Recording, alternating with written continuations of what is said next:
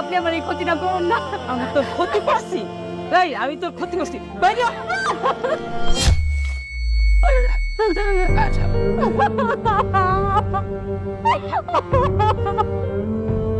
আমার পুতুল কান্না করতেছে কেন?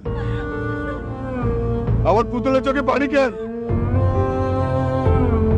বাদপুর চাচা কথা বলতেছেন না কেন? রহিম ভাইরে বাঁধা রাখছে কেন? ভাইজান আমি কইতাছি, তুমি যে বউরে বিশ্বাস কইরা এই সংসারে রাইখা গেছো, সেই সংসারের মধ্যে এসে অকাম কুকাম করতেছে এই লোকের কাছে, তার কাছে তুমি বিশ্বাস করে দিয়া গেছিলা। আমরা হাতে নাতে ধরছি। তুই চুপ কর। তোর চরিত্র আমার জানা আছে। এই তুই রাতের অন্ধকার তোর ভাবির ঘরে ঢুকোস নাই?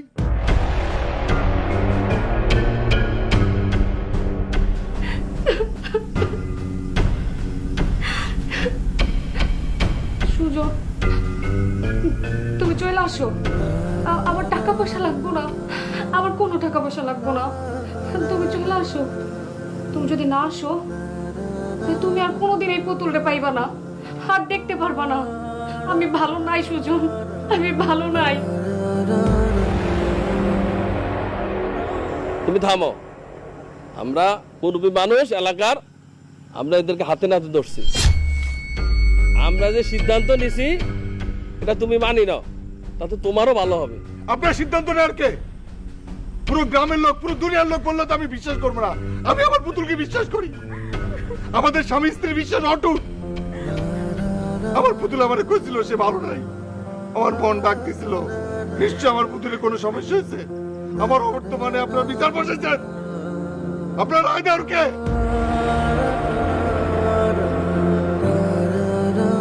কি আপনার কি বয়সে চুল পাকছে? তোমার নামে যতই কলঙ্ক দিক এই সমাজের কীটগুলা, আমি তো জানি, আমি তো তোমাকে ভালোবাসি। আমরা তো প্রতিজ্ঞা করছিলাম, তোমার উপর আমার সেই বিশ্বাস আছে। এই মাধব চাচা, আমি যে বিদেশ গেছিলাম ওদের আমার বউয়ের খোঁজ দিচ্ছেন, সে খায়া আছে নাকি না খায়া আছে। এখন আমার বউয়ের বিচার করতে আসছেন। কি বড় চাচা চুপ করে আছেন কেন? রহিম ভাই আমার বাপের মতো মানুষ।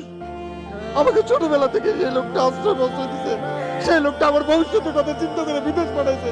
আপনার তারে নিয়ে আমার বউয়ের সাথে কলঙ্ক দেন। ঠিক, থু, থু।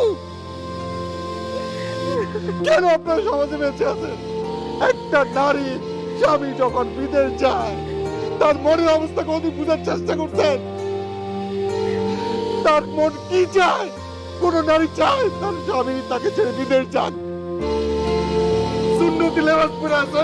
এই তোমরা আমার বাড়ি থেকে বেরো, কোনো বিচার লাগবে না। আপনি আমার বাড়ি থেকে চলে যান, চলে যান। মান সম্মান থাকলে চলে যান।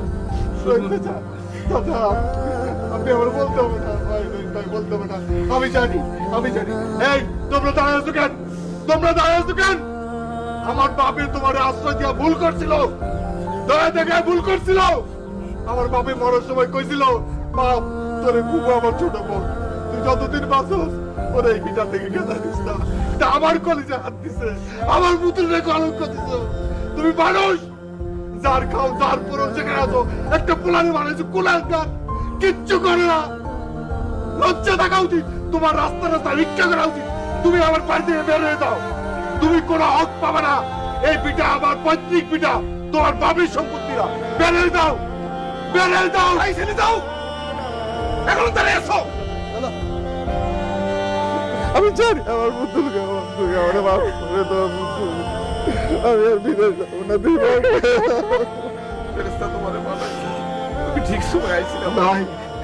ভাই ভাই আমার উপকার করতে আসে, আপনি বেঁচে হতেছেন। আমার মাফ করে দেন ভাই, ভাই আমার মাফ করে দেন।